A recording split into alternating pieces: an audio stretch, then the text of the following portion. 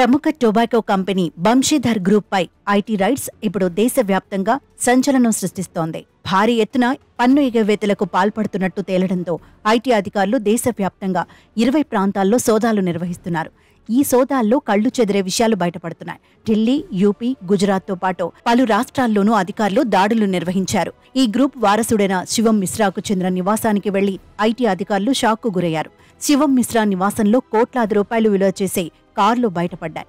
దాదాపు ఆ కార్ల విలువ 50 కోట్ల పైనే ఉండొచ్చని అధికారులు అంచనా వేస్తున్నారు.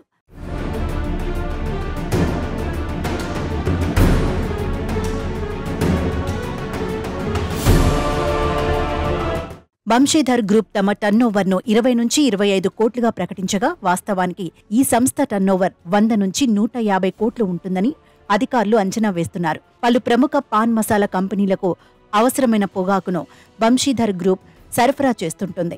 దేశంలో అతిపెద్ద కంపెనీల్లో ఈ గ్రూప్ కూడా ఒకటి. అయితే ఈ సంస్థకు లెక్కకు మించి ఆస్తులు ఉన్నట్టు ఆరోపణలు వస్తున్నాయి.